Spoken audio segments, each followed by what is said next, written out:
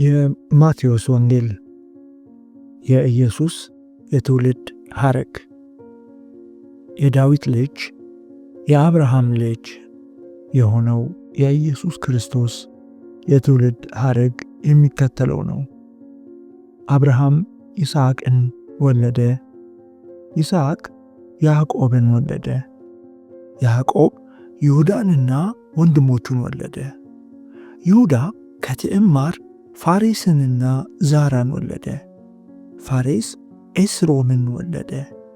ኤስሮምም አራምን ወለደ። አራም አሚናዳብን ወለደ። አሚናዳብ ነአሶንን ወለደ። ነአሶን ሰልሞንን ወለደ። ሰልሞን ቦዔዝን ከረአብ ወለደ። ቦዔዝ ከሩት ኢዮቤድን ወለደ። ኢዮቤድ እሰይን ወለደ። እሰይ ንጉሥ ዳዊትን ወለደ። ዳዊት የኦርዮ ሚስት ከነበረችው ሰለሞንን ወለደ። ሰለሞን ሮብዓምን ወለደ። ሮብዓም አብያን ወለደ። አብያም አሳፍን ወለደ። አሳፍ ኢዮሳፍጥን ወለደ። ኢዮሳፍጥ ኢዮሖሮምን ወለደ። ኢዮሖሮም ዖዝያንን ወለደ። ዖዝያን ኢዮአታምን ወለደ። ኢዮአታም አካዝን ወለደ። አካዝ ሕዝቅያስን ወለደ። ሕዝቅያስ ምናሴን ወለደ።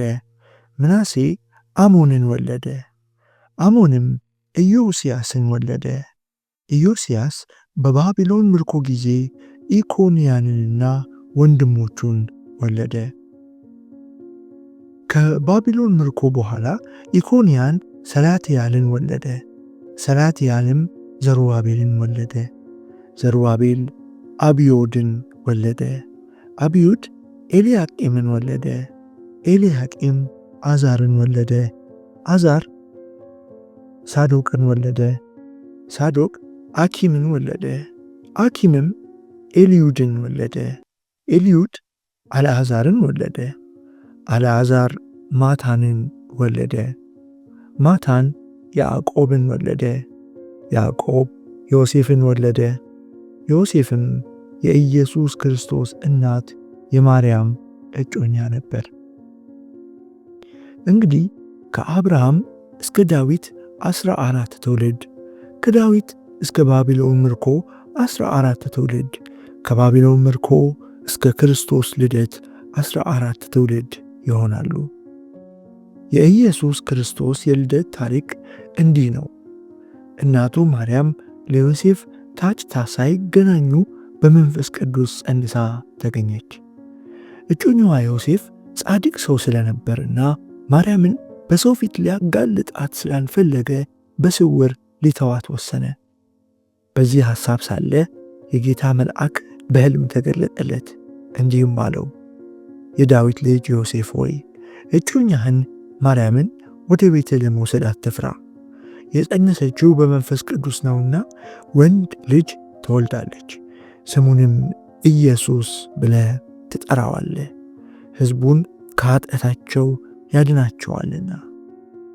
ጌታ በነቢዩ እንዲህ ሲል የተናገረው ይፈጸም ዘንድ ይህ ሁሉ ሆነ። እነሆ ድንግል ትጸንሳለች፣ ወንድ ልጅም ትወልዳለች፣ ስሙንም አማኑኤል ይሉታል። ትርጉሙ እግዚአብሔር ከእኛ ጋር ማለት ነው። ዮሴፍም ከእንቅልፉ ነቃ። ከዚያም የጌታ መልአክ እንዳዘዘው ማርያምን ወደ ቤት ወሰዳት። ይሁን እንጂ የበኩር ልጇን እስኪትወልድ ድረስ አላወቃትም። የተወለደውንም ሕፃን ኢየሱስ ብሎ ጠራው።